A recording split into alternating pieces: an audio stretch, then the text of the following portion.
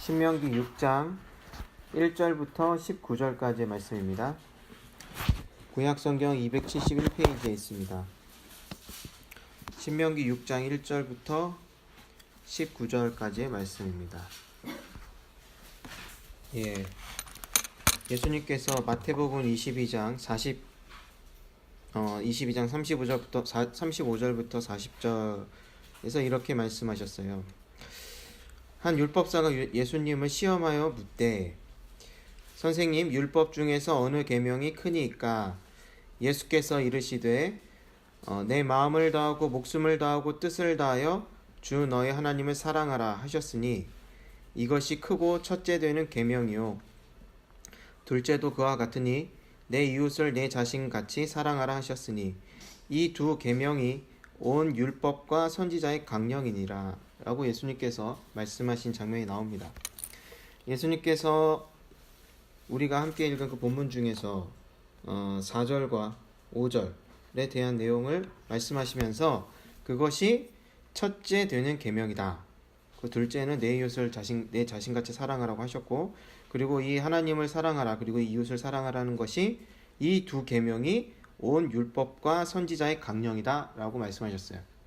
그러니까 우리가 이 6장 4절 5절을 뭐라 그러냐면 쉐마라 그래요. 쉐마. 유대인들이 이 쉐마 교육을 한다고 그러고, 이제 쉐마라는 말을 한 번쯤 들어보셨을 텐데, 쉐마의 뜻이 뭐냐면 들으라예요. 들으라. 4절에 이스라엘아 들으라 그랬잖아요. 쉐마를 번역한 게 바로 들으라예요. 그러니까 흔히 이제 쉐마라고 하는 것은 그래서 4절과 5절에 있는 내용을 얘기하는 것인데, 그래서 하나님의 율법의 요약이라고 할 수가 있고요, 십계명의 요약이라고도 할 수가 있습니다. 어쨌든 이것을 그래서 뭐라고 부르면 으뜸 계명이라고 할 수가 있어요. 으뜸이 되는 계명이다 라고 할 수가 있어요. 그런데 생각해 보면 이것은 십계명 중에서 첫 번째와 두 번째 계명을 다시 재진술했다라고 볼 수가 있어요. 그러니까 주된 내용은 십계명의 첫째와 둘째 계명이다.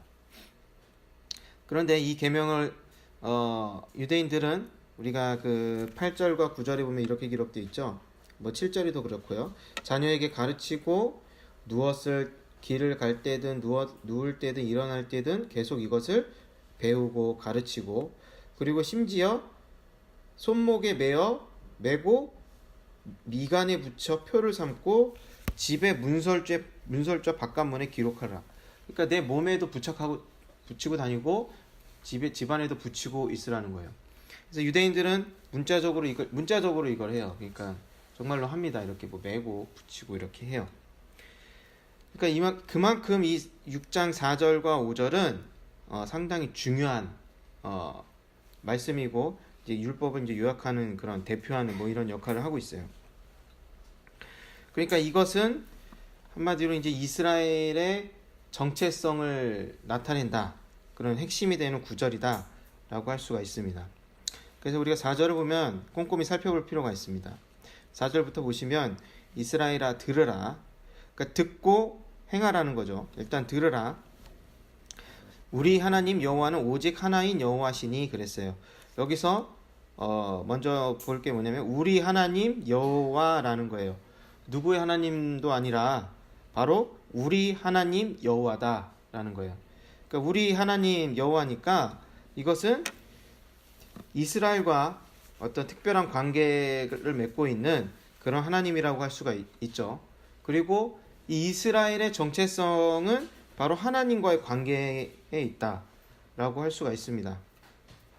그리고 두 번째로 볼 게 뭐냐면 오직 하나인 여호와시니 그랬어요. 근데 이게 원문을 보시면 어떻게 해석이 가능하냐면 첫 번째로 여호와는 하나이시다 이렇게 번역할 수 있고, 두 번째로 오직 유일한 여호와시다. 이게 같아 보이지만 달라요. 첫 번째는 여호와는 한 분이다 라는 것이고, 두 번째는 오직 유일하다, 하나님이 유일하다. 그러니까 첫 번째 하나님은 한 분이시다 라는 것은 하나님께서 한 분이다라는 것은 하나님께서 일관성이 있다. 하나님의 인격이 일관성이 있다. 하나님의 뜻과 계획이 일관성이 있다라는 것을 의미하는 거예요. 한 분이라는 건요. 그러니까 만약에 하나님은 한 분이 아니라 여러분이다. 하나님은 여러 신들의 집합이다. 그룹이다. 이러면 어떻게 될까요? 우리가 하나님이라고 생각해봐요. 하나님은 여러 존재다. 그러고 우리가 하나님이라고 생각해보세요. 우리가 각 사람이 개체로서 존재한다는 것은 뭔가요? 인격이 있다는 거죠. 인격이 있는데 그렇다면 뜻이 다를 수도 있죠. 우리가 어떤 한 가지 뭔가 계획을 세울 때 생각해요. 여러분, 여러 명이 있을 때 어떤 뜻을 합치는 게 얼마나 어렵습니까? 그죠? 그러니까 이게 여럿이다. 어떤 인격체가 여럿이다 그러면은 그만큼 여러 가지 모양으로 드러난다는 거예요. 표현된다는 거예요. 그렇지만 하나님이 한 분이시다 그러는 것은 하나님께서는 일관성 되게 한 존재로서 표현된다라는 거예요. 그런데 재밌게도 고대 고고학 이런 연구에 이렇게 의하면 BC 그러니까 주전 8세기 경의 것으로 추정되는 그 어떤 비석이 발견이 됐대요. 히브리어가 기록된 그런 비석이 발견이 됐는데 거기에는 이렇게 기록되어 있다 그래요. 여호와와 그의 아세라 라는 구절 이런 문구가 이렇게 한 개가 아니라 여러 개 발견됐대요. 그러니까 여호와와 그의 아세라. 아세라 하면은 누구 짝꿍이죠? 바알의 짝꿍이 아세라예요. 그런데 여호와와 그의 아세라라는 게 문구가 있다는 거예요. 그러니까 이것을 그래서 학자들은 어떻게 해석을 하냐면 이스라엘 종교가 있을 거 아니겠어요? 어디서 이렇게 잡음이 나죠? 신경 많이 쓰이시나요? 네. 그러니까 아세라는 분명히 바알과 아세라는 뭐죠? 하나님과 완전히 뭐죠? 극단이잖아요. 그죠? 완전 이게 뭐 절대 이제 섞일 수 없는 거잖아요. 근데 왜 그런 비석에 그런 글들이 발견이 되는가 봤을 때 초기에 이스라엘의 신앙에 이제 뭐 이스라엘 종교가 있을 거 아니겠어요? 그때 초기에 하나님과 아세라 그러니까 생각해 보시면 그 당시 주변 문화에서 신 하나만을 유일신을 섬기는 종교는 없었어요. 그러니까 그 종교 백화점이었단 말이에요. 그 당시에는 그러니까 자기들 민족마다 섬기는 신이 있고 여러 가지 존재가 있었는데 하나의 신만 섬긴다는 것은 상당히 특이한 거였어요. 그러니까 그 종교의 초기에 그러니까 좀 구분이 안 된 거죠. 이스라엘 그 가나안에 들어갔더니 아세라도 있고 바알도 있고 뭐도 있고 몰록도 있고 여러 가지가 있는데 그러니까 그들의 보기에는 하나님은 우리의 신이 맞긴 한데 아세라를 보니까 이것이 하나님의 부하 내지는 하나님의 어떤 다른 표현 뭐 이렇게 생각할 수도 있었다는 것이죠. 이해가 되십니까? 납득이 되세요? 도저히 납득이 안 되십니까? 전혀 상상 밖의 일이죠. 처음 들어보시죠? 근데 그것이 왜 가능하죠. 그 당시 문화가 그렇다니까요. 예를 들어 우리나라 이제 선교사들이 선교를 했죠. 근데 하나님은 원문으로 야훼예요. 야훼. 원문에 히브리어로 야훼란 말이에요. 근데 왜 번역에는 하나님으로 했을까요? 야훼라고 안 하고 여호와도 등장을 하지만 여호와가 야훼로 이렇게 번역한 건데 왜 야훼라고 안 쓰고 선교사가 번역을 할 때 하나님으로 했을까요? 그리고 사실 고민을 많이 했어요. 선교사가 번역을 할 때 어떤 단어로 하나님을 번역을 할지. 중국에는 갑자기 옥황상제 있잖아요. 그런 상제로 번역을 했어요. 근데 이 한글로는 뭐라고 번역을 할까? 그래서 두고 보니까 이 조선에 있는 백성들이 하늘을 섬긴단 말이에요. 근데 하늘이 되게 하나님과 비슷한 점이 많아요. 그래서 하나님 또는 하느님 그렇게 번역을 한 거예요. 그 어디서 소음이 나는지 오늘따라 많이 비가 오는 것처럼 그냥 끄죠. 동현아 이거 꺼봐 이거 시스템. 아니 이거 뒤에 믹서 꺼줘. 아니 가장 왼쪽에 오른쪽 끝에 제가 다녀오겠습니다.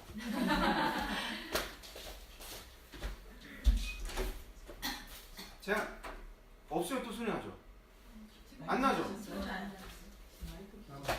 제가 문제인가요? 뭔가 간섭 같은 게 일어나나 본데? 아무튼 그럼 계속 하겠습니다. 그렇게 번역을 했단 말이에요. 그럼 생각해 보세요. 조선 사람들의 입장에서 봤을 때 선교사들이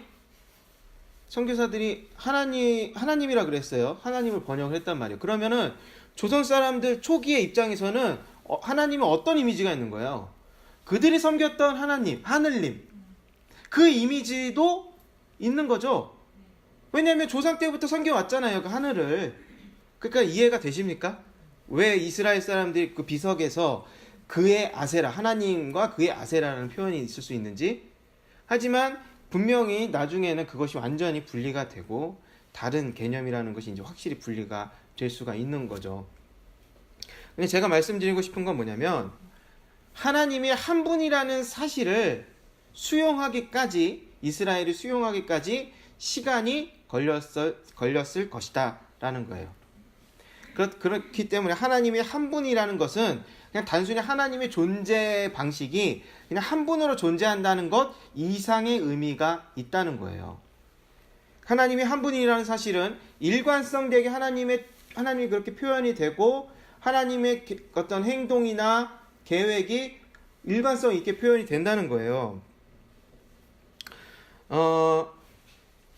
그런데 문제가 있어요. 어떤 문제가 있냐면 하나님과 이스라엘이 있잖아요. 근데 이 둘은 어떤 관계예요? 쉽게 말해서 계약 관계입니다.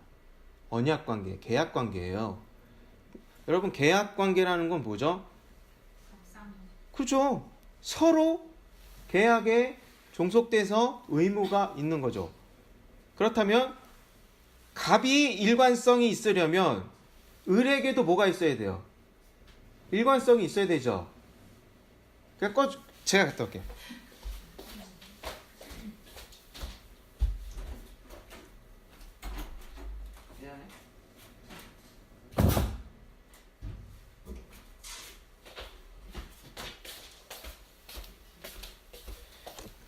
그래 비슷하죠. 뭐 마이크가 워낙 작아가지고. 예.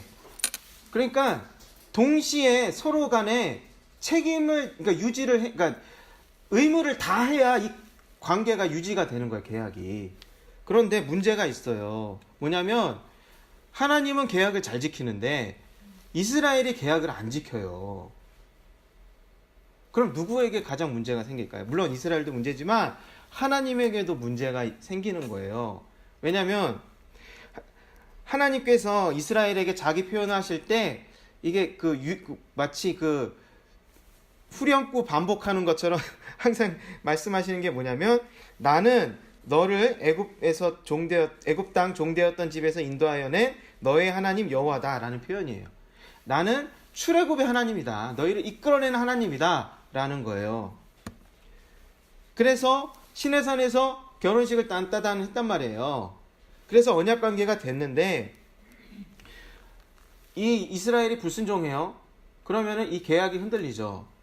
그런데 이 계약을 계약을 깨트리면은 누구에게도 이게 피해가 되는 거예요.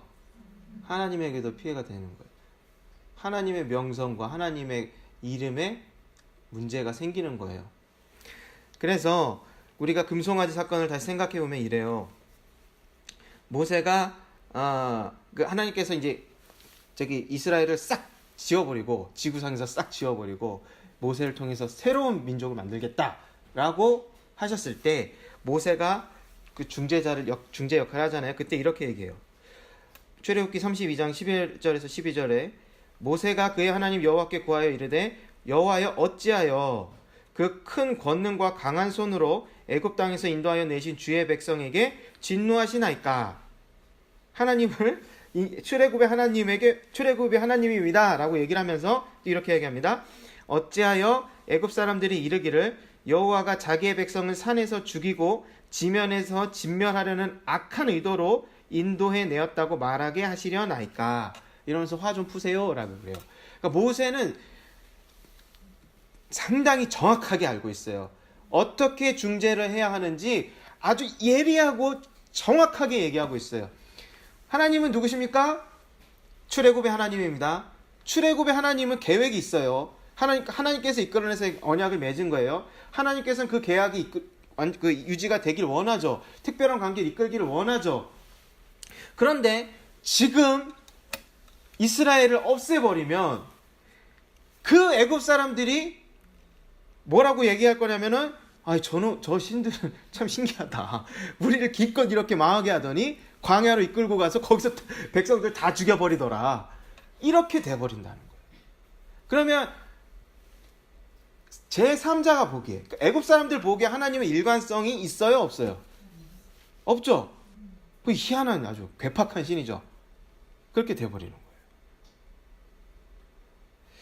그리고 또 하나님께서 이스라엘을 또 멸절시키려 했던 때가 있었어요. 그 때가 언제냐면 여리고의 정탐꾼들을 보내놨어요. 12명. 각 지파별로 엘리트 중에 엘리트, 지도자 중에 지도자들 싹 모아서 보내서 다 보고 왔어요. 근데 10명이 부정적으로 보고했단 말이에요.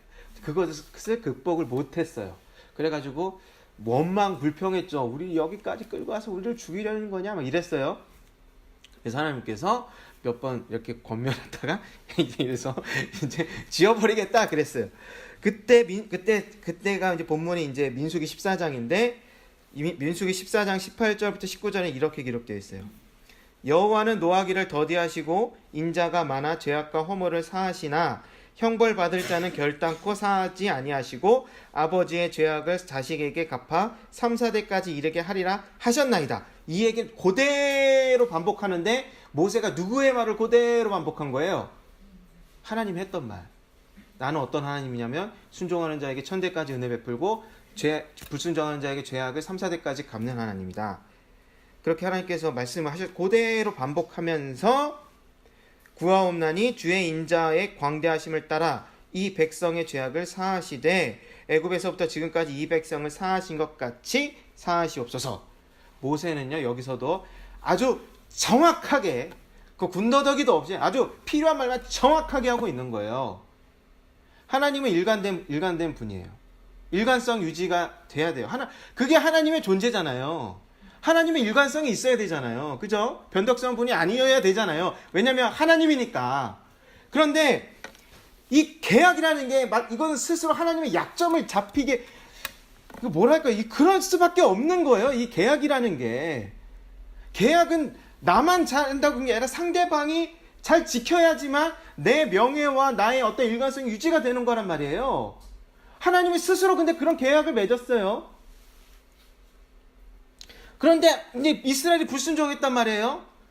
근데 이것을 어떻게 해요? 어떻게 해결하냐는 거예요. 문제는. 그래서 모세가 정확하게 얘기를 하는 거예요. 그게 뭐냐면 하나님께서 자비를 베푸셔야만 이 계약이 유지가 되는 거예요.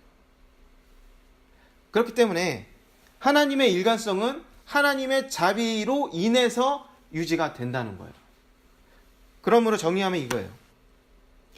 하나님은 한 분이시다라고 우리가 고백한다는 것은 그냥 하나님께서 삼위 그러니까 세 위격으로 계시고 본제상 하나다, 본제당 하나다, 뭐 이런 본제상 하나다 이런 것을 신학적으로 이런 표현을 하는 게 아니라 여기서 본문에서 의미하는 바는 하나님께서 한 분이시란 말은 하나님은 일관성이 있으신 분인데 그 일관성을 지키기 위해서 하나님께서는 자비를 베푸시는 분이라는 거예요. 하나님은 우리에게 자비를 베푸시는 분이라는 거예요. 그렇기 때문에 우리는 그 하나님의 자비에 의존하는 백성이라는 거예요. 그래서 하나님이 한 분이시라는 표현이 그래서 중요한 거예요. 그렇기 때문에 또한 하나님께서는 백성들의 찬양과 충성을 받기에 충분하신 분이다라는 거예요. 어떻게 우리 여러분 그렇게 막 논리적으로 이렇게 딱딱 들이맞춰서 이렇게 물론 논리성이 있긴 하지만 그렇게 맞춰서 볼 필요는까지는 없어요. 사실은 물론 논리적이 않다는 게 아니라 하나님은 참 이해할 수 없는 분이죠, 사실. 그죠? 자기가 계약을 맺으면서 어떻게 보면은 위험을 감수하는데 그 자기 일관성이나 명예의 흠집이 생길 수 있잖아요. 그럼에도 불구하고 이스라엘과 계약하시고 자기를, 그러니까 사실 하나님의 자기 희생이라고 볼 수밖에 없어요. 그렇게 이스라엘을 자비로 이끌어 가신다라는 거예요. 두 번째 번역이 가능한 게 뭐라고 말씀드렸냐면 오직 유일한 하나님은 오직 유일하신 분이다라는 거예요. 오직 유일하신 분. 그러니까 이것은 어떤 의미가 있냐면 이스라엘에게만 오직 한 존재라는 의미가 있는 거예요. 그렇기 때문에 이스라엘은 하나님에게만 충성을 바쳐야 한다는 의미가 있는 거예요. 오직 이스라엘에게만 하나님이 되어야 된다. 즉 이스라엘은 하나님에게만 충성을 바쳐야 된다. 서로. 그런데 여러분 이 충성 서약이라는 것은 우리가 흔히 볼 수 있는 게 아니죠, 사실. 그죠? 여러분 그 범죄 조직들이 충성 서약을 하잖아요. 그죠? 그래가지고 그거 안 지키면 그 복수하고 그런다고 하잖아요. 그래서 막 이렇게 막 뭐 이렇게 쫓아가서 보복도 하고 뭐 이게 손가락도 뭐 절단하고 막 이러기도 한다 그러잖아요.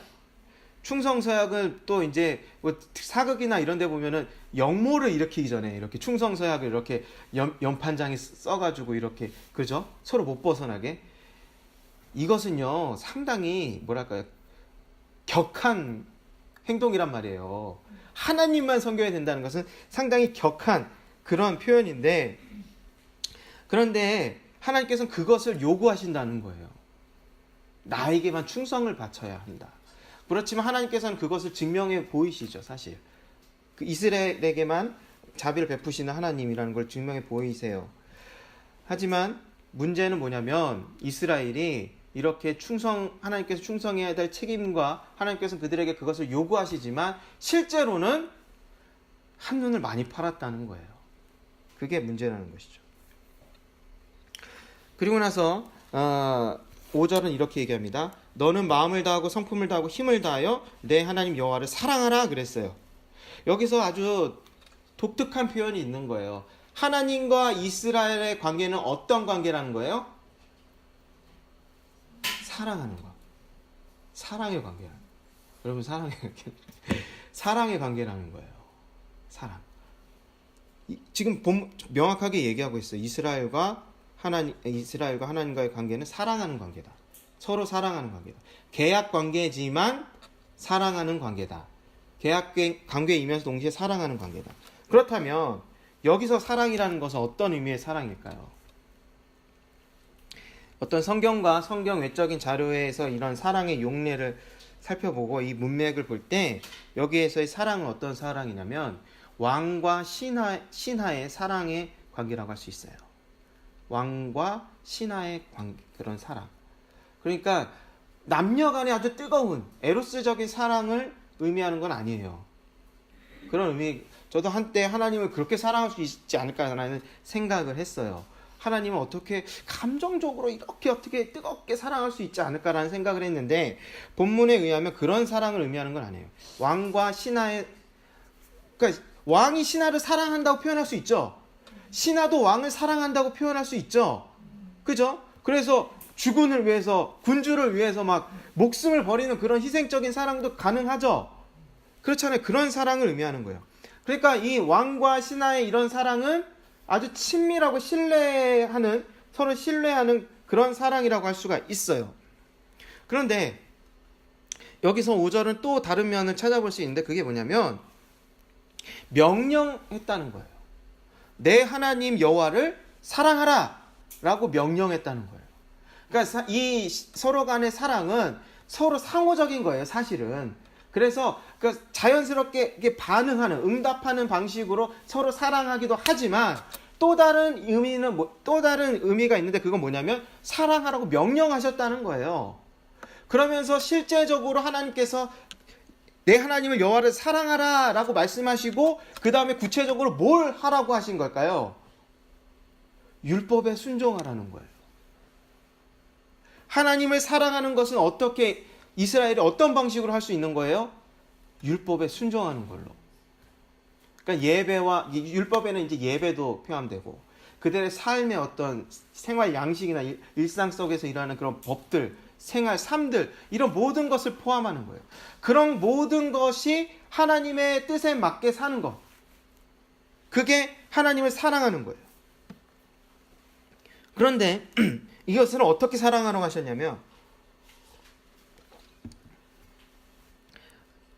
마음을 다하고 성품을 다하고 힘을 다하여 사랑하라는 거예요. 이것을 이제 초기의 기독교 주석들을 보면은 뭐 마음의 의미와 성품의 의미와 힘의 의미와 이렇게 좀 영역을 나눠서 이렇게 설명하기도 했어요. 그렇지만 요즘의 학자들은 어떻게 표현하냐면 이것은 사실은 비슷한 의미를 3번 함으로써 아주 최상급으로 표현하는 것이다 라고 얘기하는 거예요.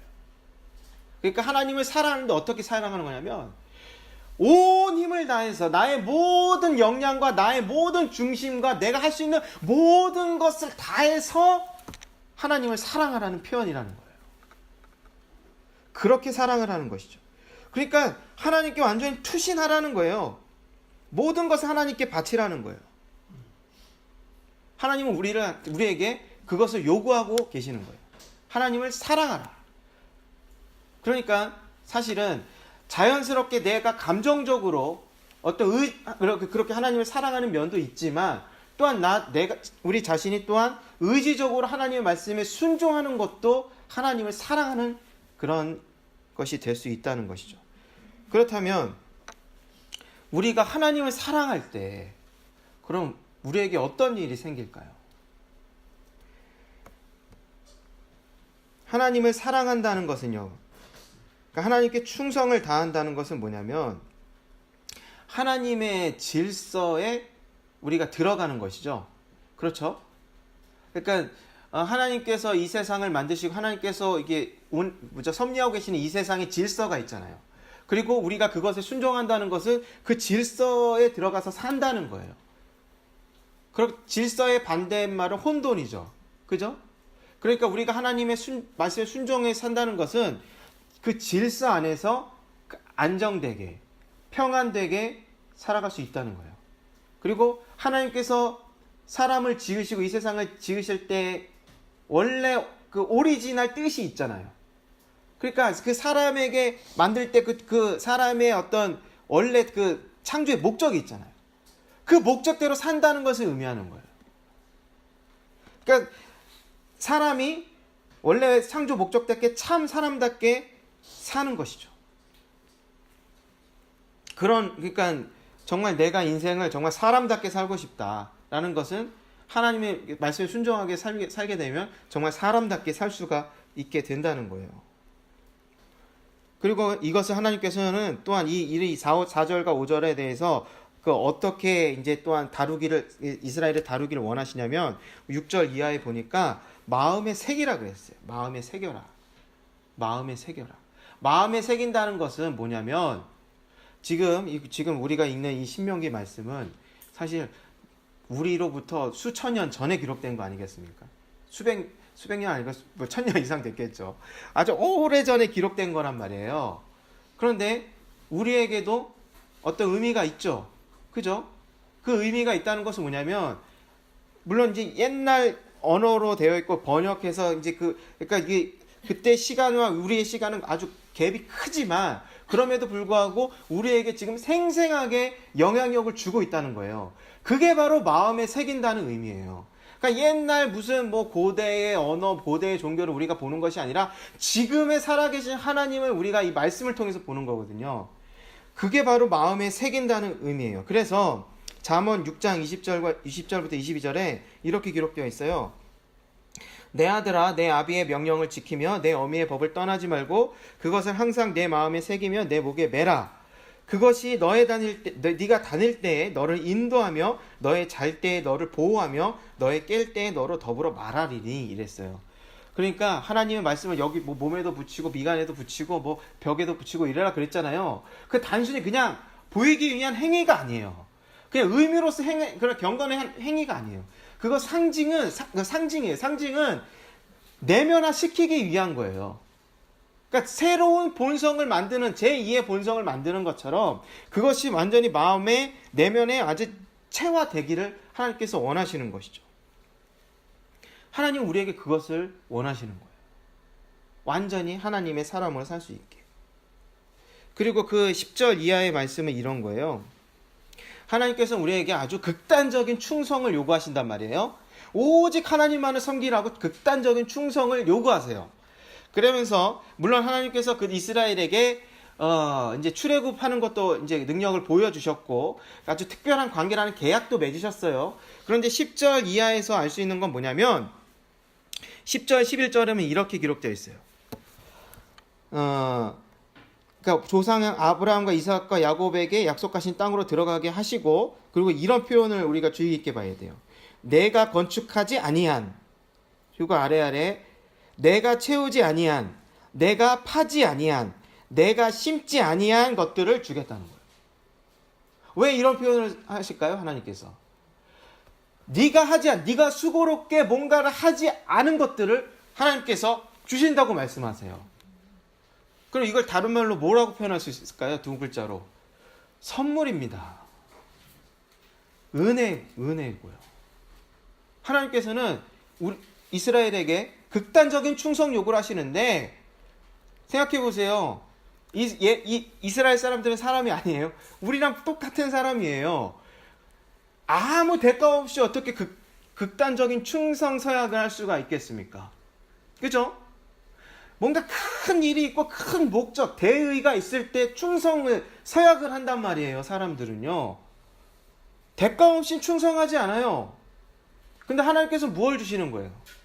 내가 수고롭게 수고해서 얻지 아니한 그것들을 주신다는 거예요.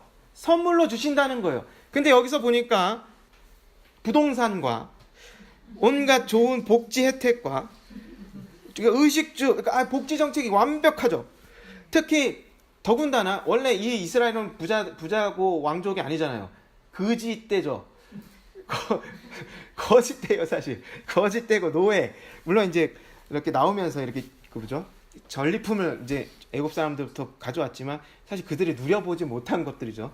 광야에서 금은 보화를 갖고 있은들 그거 누릴 수 있는 건 아니잖아요. 사실상 거짓대요.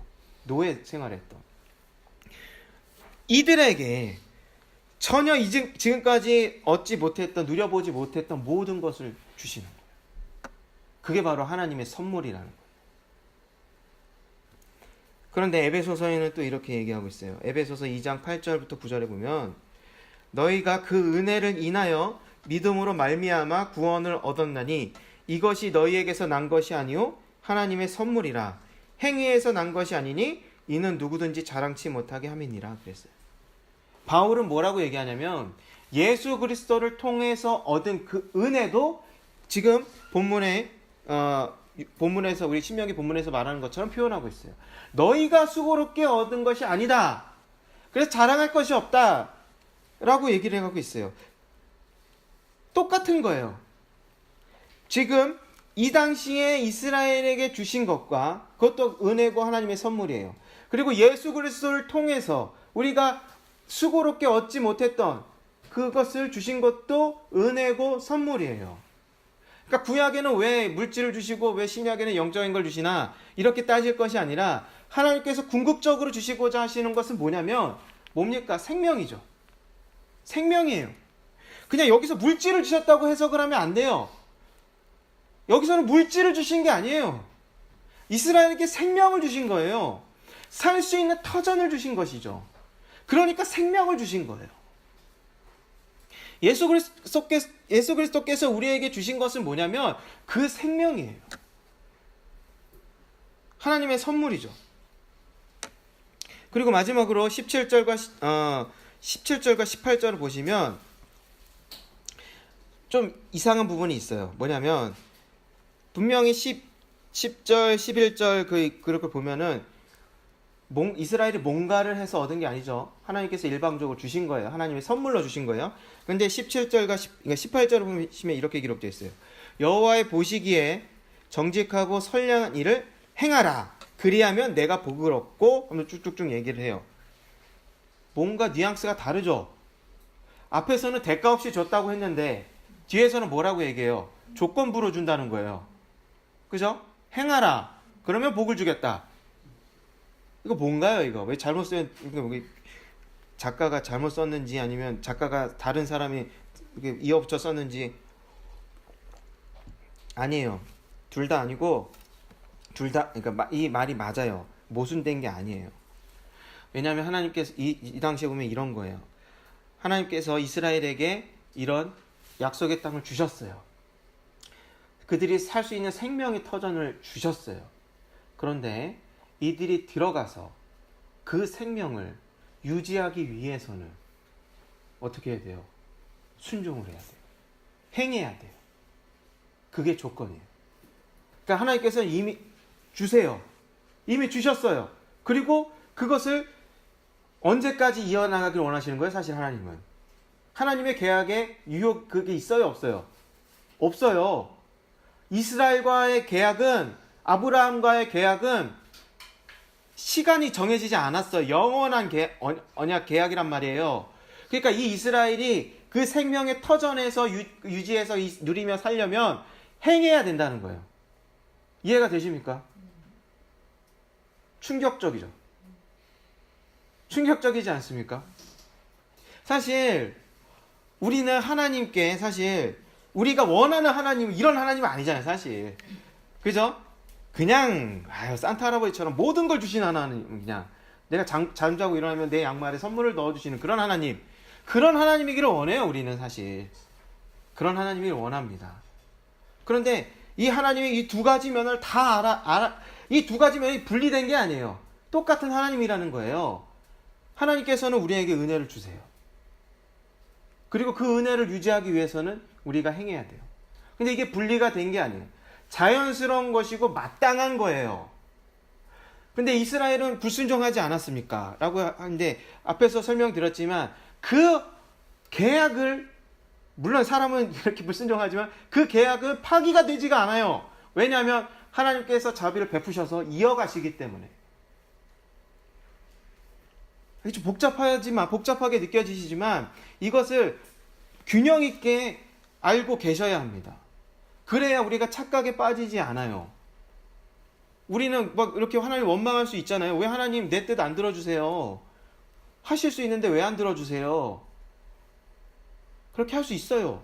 그런데 사실 우리에게도 의무가 있고 책임이 있어요. 뭐냐면 하나님 뜻에 순종해야 되는 거예요. 아니 그러면 행위 구원 아닙니까? 아니에요. 그러면 내가 행위를 해야만, 순종해야만 구원을 얻는 것입니까? 아니에요. 하나님은 은혜를 주세요. 하지만 요 행위를 요구하세요. 그럼 행위를 해야 구원받는 것입니까? 이게 아니라는 거예요. 근데 이해가 좀 이해가 와닿아요? 여러분? 와닿으십니까? 뗄래야 뗄 수 있는 게 모순이 아니라 이건 동전이 양면인 거예요. 이건 동전이 양면인 거예요. 내가 하나님께 은혜를 받았다는 것은 달리 표현하면 뭐냐면 내가 하나님을 믿는다는 거예요. 내가 하나님을 믿는다는 표현을 믿는다는 것을 달리 표현하면 하나님께 은혜를 받았다는 거예요. 내가 하나님께 은혜를 받아야지만 믿는다. 이것도 틀린 거고, 내가 행해야지만 하나님께 구원을 받는다. 이것도 틀린 거예요. 믿음과 행위는 그래서 뗄래야 뗄 수가 없는 것이에요. 하나만 보고 뒤에 다르네. 요거 다르네. 이게 아니라 이게 하나예요. 믿음과 행위는 그래서 하나예요. 그런데 현실은 그렇지 않은데요. 우리는 불순종하지 않습니까? 맞아요. 우리는 변덕스럽고 그래서 하나님 같지 않잖아요. 우리는 부족하잖아요. 그래서 불순종해요. 그런데 그것을 누가 이어가는 거야, 그 계약을? 하나님께서 이어가서 그것만 믿으면 되지 않겠습니까? 그러면 우리가 행위를 해야 돼. 그러니까 하나님께 순종해야 될 의무에서 벗어나는 것입니까? 아니면 좀 유예가 되는 건가요? 아닙니다. 우리는 잊지 말아야 할 것은 뭐냐면 우리와 하나님 어떤 관계예요? 계약 관계, 언약 관계라는 거예요. 이게 사실 헷갈리지. 어느 한 면만 보고 이것이 맞다 생각하고 이것을 보면은 다르게, 전혀 다른 것처럼 보여요. 하지만 이게 두 개가 하나인 거예요. 사실은 당연한 거죠. 계약 관계이기 때문에. 그런데 현실은 안 그래 보이니까 이게 행위가 이상한 계약이라고 생각이 될 수 있지만 이 계약은 하나님에 의해서, 하나님의 자비에 의해서 이끌어가지는 것이죠. 이게 하나라는 거예요. 좀 정리가 되시겠습니까? 되십니까? 이게 하나라는 거예요. 그렇기 때문에 우리는 이 하나님과의 관계에서 하나님의 자비를 발견할 수 있는 거예요. 하나님의 자비를. 그리고 하나님께 기대할 수 있는 거예요. 이런 관계라는 거예요. 우리와 하나님과의 관계가. 우리가 이런 관계를 충분히 이해하고 또한 경험으로 깨닫고 이래야지만 하나님을 하나님 말씀하신 대로 바로 알 수가 있어요. 그래야지만 또 물론 우린 실수할 수 있습니다. 오해할 수도 있어요. 그건 이상한 게 아닙니다. 이스라엘 사람들도 하나님의 한 분이라는 걸 잘 이해 못했어요. 그래서 아세라도 하나님의 뭔가? 라고 생각을 할 수 있어요. 우리 초기에 한국 교회가 왔을 때 하나님이 선교할 때도 하늘님과 이 여호와 하나님과 헷갈렸을 거예요. 뭔가 이미지가 중복됐을 거예요. 우리는 충분히 착각할 수 있습니다. 우린 그런 연약함이 있어요. 그렇지만 이 말씀을 통해서 하나님을 바로 알아야 해요. 그렇지만 하나님께서 주시고자 한 것, 그 궁극적으로 약속하신 건 생명입니다. 이것은 아담에게 약속하신 것과 똑같아요. 아담에게도 에덴을 주셨죠. 거기서 모든 것을 누리게 하셨죠. 보기에 좋았더라. 그것으로 충분했어요. 그렇지만 하나님 아담과 언약을 통해서 궁극적으로 약속하신 거는 뭐냐면 영생이란 말이에요. 그게 생명나무가 상징하는 바거든요. 아담도 언약 관계에 있었어요. 계약 관계에. 우리에게도, 이스라엘에게도, 지금 우리에게도 똑같아요. 하나님과 우리의 관계는 아담 이후로, 사람이 창조된 이후로 바뀐 적이 하나도 없어요. 다만 우리의 연약함 때문에 하나님의 자비가 그것을 이끌어 간다는 것 뿐이죠. 그래서 하나님은 우리가 올바르게 응답하기를 원하고 계십니다. 하나님과의 관계에서 우리가 이것을 올바르게 응답할 수 있기를 바라요. 여러분, 이런 관계를 먼저 이해하는 것은 분명히 중요합니다. 그래야지만 하나님을 올바르게 찾아갈 수 있지 않겠어요? 말씀을 기억하시면서 이 시간 주님의 이름을 한번 부르고 함께 기도하도록 하겠습니다.